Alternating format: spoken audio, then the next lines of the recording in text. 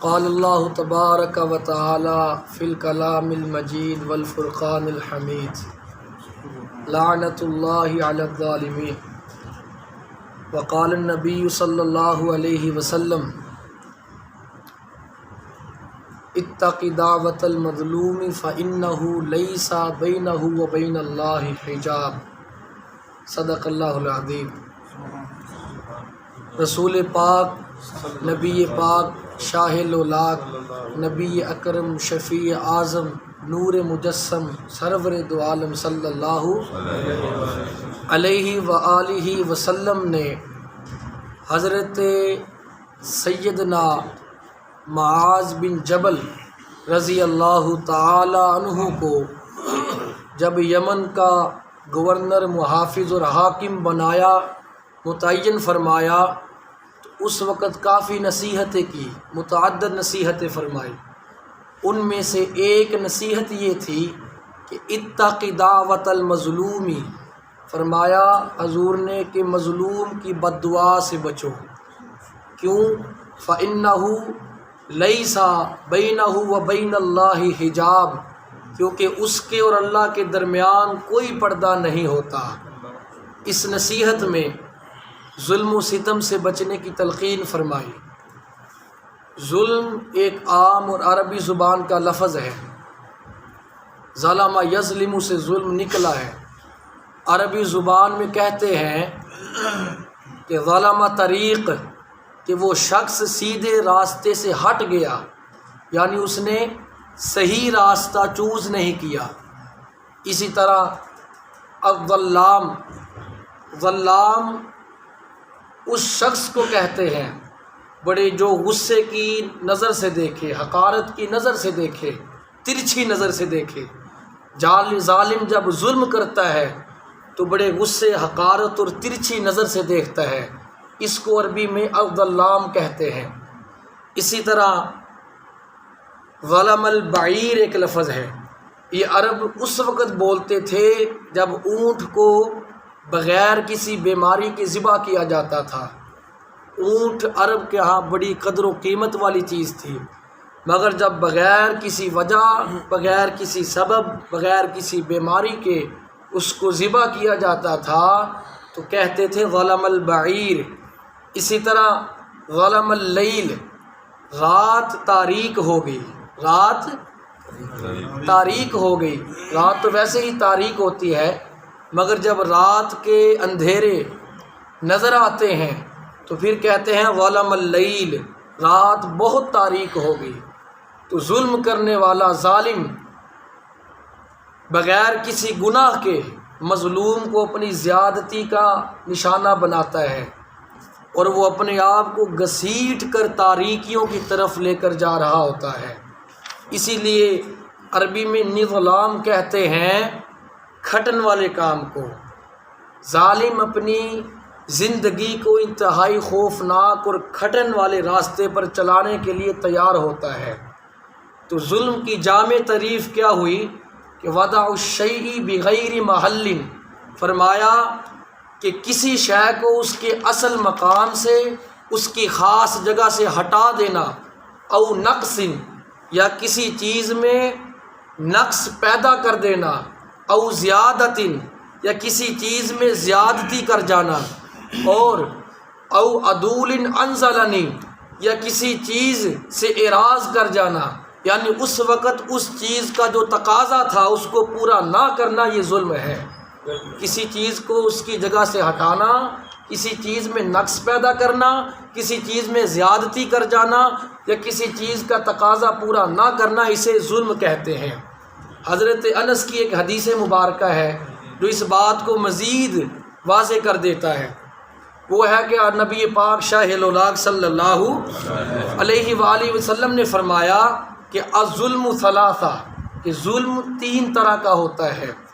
Number 1، وظلم لا یغفرہ، ایک، بلکہ آپ پہلے ظلم کی اقسام سن لیں، اس کی مختلف اقسام ہوتی ہیں۔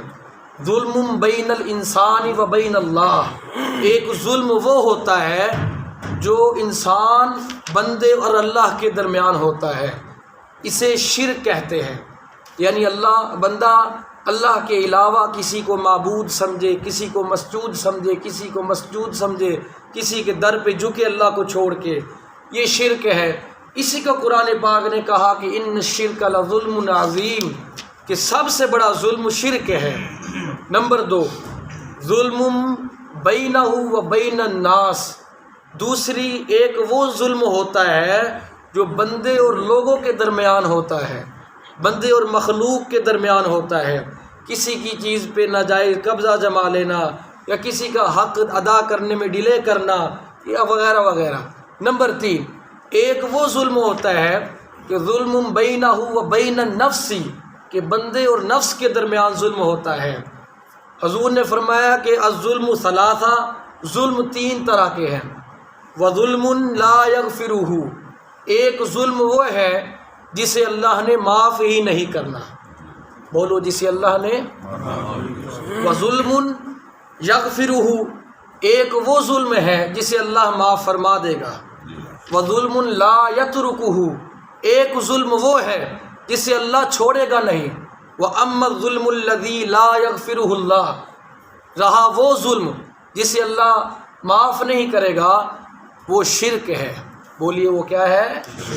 اس کی دلیل قرآن کی وہ آیت ہے کہ ان اللہ لا یغفر ان یشرک بہ ویغفر ما دون ذلک لمن یشاء، کہ اللہ جس گناہ کو چاہے گا معاف کر دے گا، مگر اللہ ظلم کو نہیں معاف کرے گا، شرک کو معاف نہیں کرے گا۔ وَأَمَّا الظُّلْمُ الَّذِي یغفرہ، رہا وہ ظلم جسے اللہ معاف کر دے گا، تو وہ کیا ہے؟ وَظُلْمُ الْعِبَادِ أَنفُسِهِمْ، وہ بندوں کا وہ ظلم ہے جو بندے اپنے نفس پہ کرتے ہیں۔ اور فیما بینہ و بین ربہم، یہ ان کے اور ان کے خالق کے درمیان ہے۔ اور وَأَمَّا الظُّلْمُ الَّذِي لَا يَتْرُكُهُ اللَّهُ، رہا وہ ظلم جسے اللہ چھوڑے گا نہیں۔ وَظُلْمُ الْعِبَادِ بَعْضُهُمْ بَعْضًا، یہ وہ ظلم ہے جو بندے آپس میں ایک دوسرے کے اوپر کرتے ہیں، اسے اللہ نہیں چھوڑے گا۔ کب تک نہیں چھوڑے گا؟ حتیٰ یدبر بعضهم من بعض، اس وقت تک نہیں چھوڑے گا جب تک ایک دوسرے سے بدلہ نہیں دلوا لے گا۔ تو فرمایا کہ اتقوا دعوت المظلوم، مظلوم کی بد دعا سے بچو۔ اب اس حدیث میں ظلم سے اجتناب کی جو وجہ اور ریزن بتائی جا رہی ہے وہ یہ ہے کہ مظلوم کہیں بد دعا نہ کرتے، اور اللہ ظالم کی پکڑ فرما لے گا، اور مظلوم کی بد دعا بارگاہ الہی میں بلا حجاب اور مستجاب ہوتی ہے، بغیر پردے کے ہوتی ہے۔ اور ایک یہ بھی ہے کہ وہ بندہ کہتا ہے کہ یہ تو گناہ گار ہے، یہ تو بے نمازی ہے، اچھا ہوا جو میں نے اس کے ساتھ برا کیا، یہ تو سنت کا تارک ہے، سنت کا پابند نہیں ہے، اچھا ہوا جو میں نے اس کے ساتھ ظلم کیا۔ غلط بات ہے، غلط نظریہ ہے۔ مسند احمد کی روایت ہے کہ نبی پاک شاہ الاولاق صلی اللہ علیہ وسلم نے فرمایا کہ دعوت المظلوم مستجابۃ، کہ مظلوم کی بد دعا قبول ہوتی ہے، وَإِن كَانَ فَاجِرًا، اگرچہ وہ گناہ گار بھی کیوں نہ ہو، اگرچہ فاسق ہی کیوں نہ ہو، اگرچہ وہ فاجر ہی کیوں نہ ہو، اس کی دعا قبول ہوتی ہے۔ کیوں؟ فَفَجُورُهُ عَلَى نَفْسِهِ، کیونکہ اس کے گناہ، اس کے فسق و فجور اور اس کی بری عادتوں کا اثر اس کی ذات پر ہوتا ہے۔ پتہ چلا کہ ظلم بہت ہی شنیع اور برا جرم ہے، اور مظلوم چاہے اپنی ذات اور سیرت میں کتنا ہی برا ہو، اس کی مظلومیت اللہ کے ہاں باعث التفات ہوتی ہے، اس کی پکار اللہ کے ہاں سنی جاتی ہے۔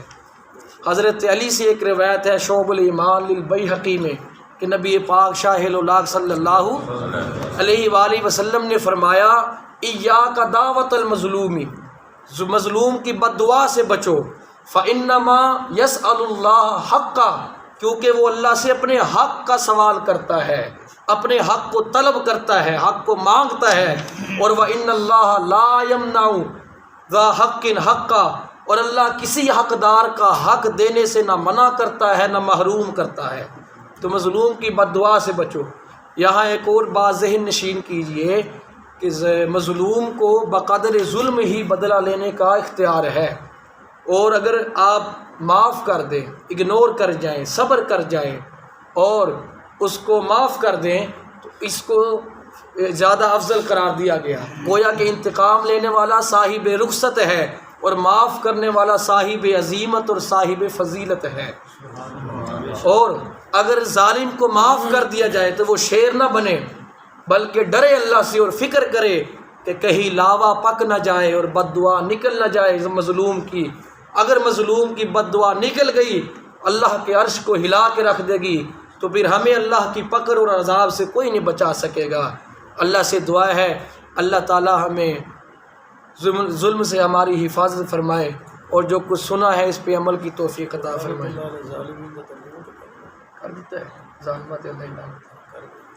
لعنت اللہ علی الظالمین، جو میں نے آیت کریمہ خطبہ میں تلاوت کی تھی، اس کا مطلب ہے کہ اللہ تعالیٰ کی ظالموں پہ لعنت ہوتی ہے۔ اللہ ہمیں سمجھنے کی توفیق عطا فرمائے۔ آمین۔